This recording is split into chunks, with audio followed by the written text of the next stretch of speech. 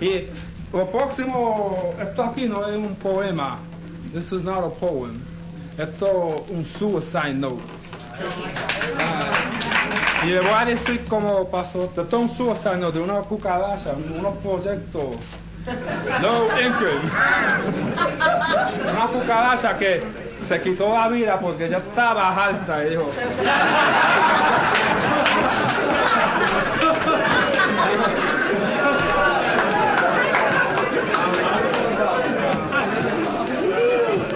Dijo, medio mundo me está zapateando, so déjame terminar esto.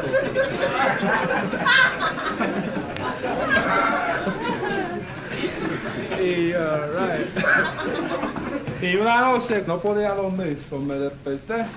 One night I couldn't sleep, so I woke up.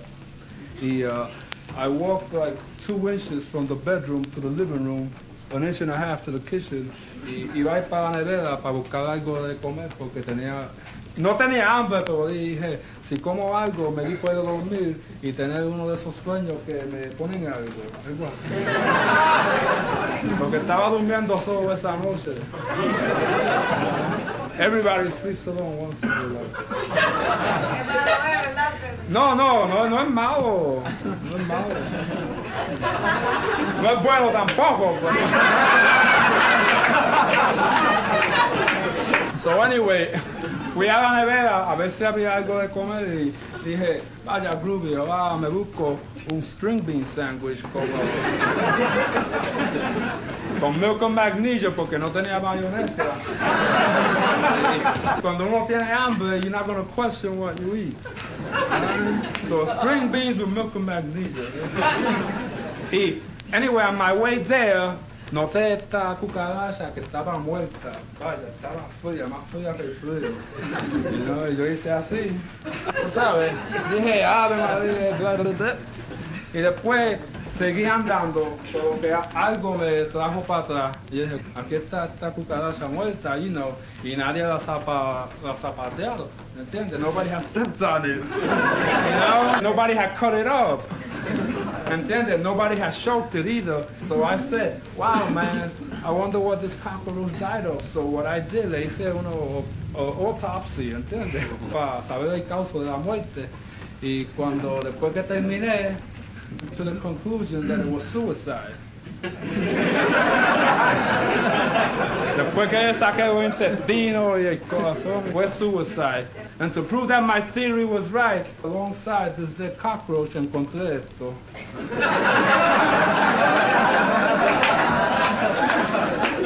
It's a suicide note that the cockroach wrote before it took its life.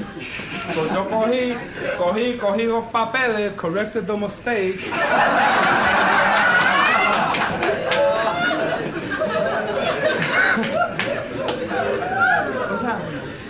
Edited it and got it ready for publication. And it's called Suicide Note from a Cockroach in a Low-Income Housing Project. He said, I hate the world. I am deprived. I am depraved. I am ready to propose to the grave. Life is too complicated to proceed. Fate is the only medicine I need to feel good. Seriously speaking, I am seriously seeking the exit to leave this existence. My resistance is low and will not grow. Rent control, my ghost will haunt you. I hate the world, I am dejected, I am rejected, I am neglected and disrespected ever since these damn liberals got elected and corrected. Nothing really important. I am starving, I am no good at robbing, I have no ambitions. These damn low-income housing projects are responsible for my nervous condition. I hate you credit cards. Because of you, there is a pain in my brain. Because of you, all the minority groups own a television set and will not let me sleep at night watching the Late Late Show at full blast. I hate the world. I hate the world. I hate the world. I am disgusted. I am totally busted. The welfare department will not handle my case. I am homesick for the past when radios used to be a luxury for the minority groups and there were no such things as the Late Late Show. Oh, how I hate those damn anti-poverty programs. All those electrical appliances are executing our people. If only they knew it was bad and destructive for them too, the world will be a better place for everyone regardless of race. And the war on poverty now before our race is erased from the face of every place. We do not want to be destroyed, diminished, and finished forever. America, I am hungry. My folks are hungry. My friends are hungry. Every member of our generation is a victim of starvation. We are down and out without a future to look forward to. We are through. I attend over 10 funerals every day. I don't have time to send my black melancholy suit to the cleaners anymore. That is how bad the situation is. And all because all of a sudden, everybody wants to be somebody. This is ridiculous. This is absurd. Why should our race be erased to make America a beautiful place for everyone but us? We are the real Americans.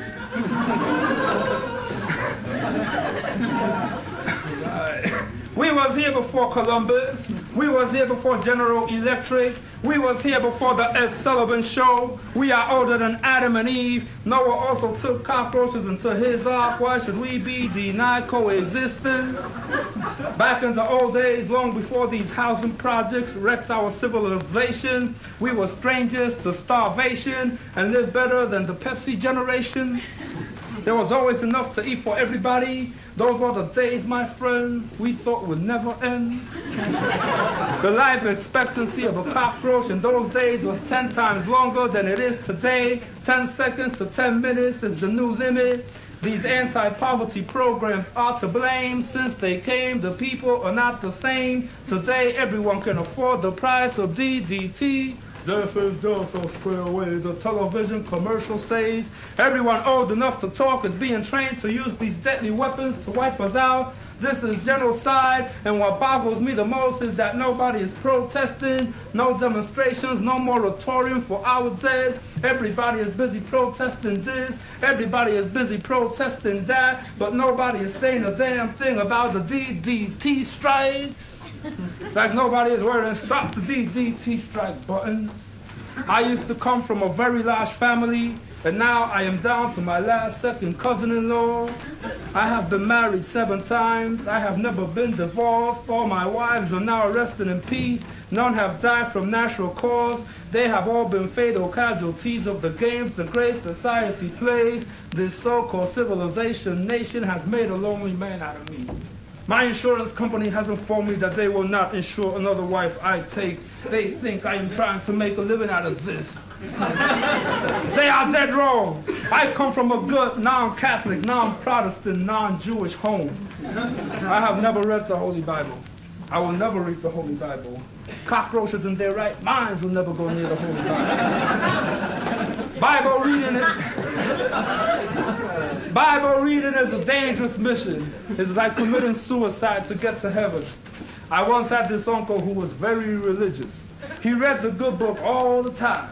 One day he fell asleep reading the 23rd Psalm and woke up in the hereafter the following morning. The owner of the Bible closed the book on him. I once knew this clear old lady who threw salt and pepper on my people and fed them to her pet hamster.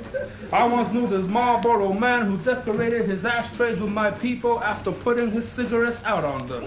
I once knew this boy who married the clear old lady and gave birth to the Marlboro man. His life in Life magazine was to sell us gasoline in Listerine bottles. If those are the kind of people that go to heaven, you can send me to hell, Lord. I want to be a million miles away from humanity with their vanity and profanity and insanity. Precious survival for them and the hell with everybody else who cannot read the New York Times, drink booze, have the Wall Street blues, hate, discriminate, castigate, castrate, liquidate, assassinate, and instigate air pollution, oppose revolutions that will put a conclusion to confusion and welcome positive solutions of the beginning of time and false illusions. I want to be a million miles away from nickels and dimes and quarters and dollars, white collars, bright collars, blue collars, go screw yourself collars, millionaires, coffers, welfares, nightmares, and all that neurotic, psychotic, idiotic, chaotic air of despair found everywhere, underwears of deception, win the elections. If I have to sin to make this wish come true, I will stop by saying, Our Father who's up in heaven, fuck you.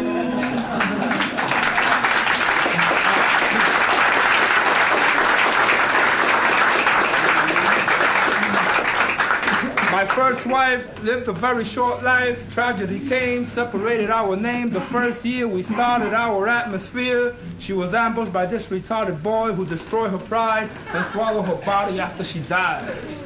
My second wife lived a shorter life. When tragedy came and separated our name, she was still a virgin. We were married in the afternoon and somebody stepped on her on our way to the honeymoon.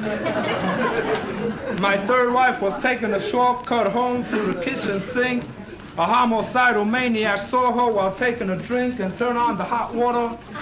My fourth wife was a militant. She carried a knife and was prepared to cut anyone up who threatened her life. She said to me on our wedding night, I know, someday I have to go, but not without a fight. Before they kill me, I will have 3 or more of them on the floor, ready for the morgue. The following day, she passed away on a crowded elevator. I warned her to beware of those modern inventions, but she paid no attention. If she had used the stairs, she would still be alive and well with me. My fifth wife lost her sacred life in a DDT strike, coming home from the AMP for insects only. I was in tears for 1 whole year after she disappeared from the atmosphere, because the day before her destiny came near, her insurance policy lapsed. I mailed a payment a week before she died, but somebody stepped on the mailman and the payment never arrived.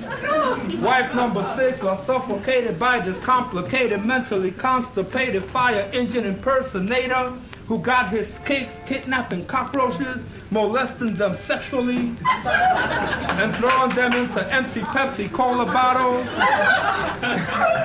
and putting the cap back on and keeping them without air until their life was gone. Oh, why did not the earth have an abortion when all these illegitimate sons and daughters of TV dinners were born?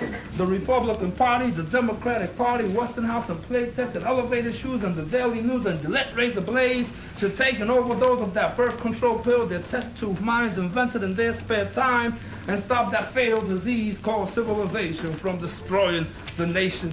My seventh wife lived a miserable life. She had lung cancer, 10 wooden legs, 1 glass eye, 50-50 vision on her good eye, a weak heart, a broken back, respiratory ailment, undernourished, mentally discouraged, unemployed tits, mongoloid features, and bad breath galore. From a bottle of weight-reducing pills, she shoplifted at the drugstore. I gave her a divorce, not because her face was hazardous to my health. I gave her a divorce because she wanted me to sell my soul and give her the dough for a plastic surgery job at the laundromat.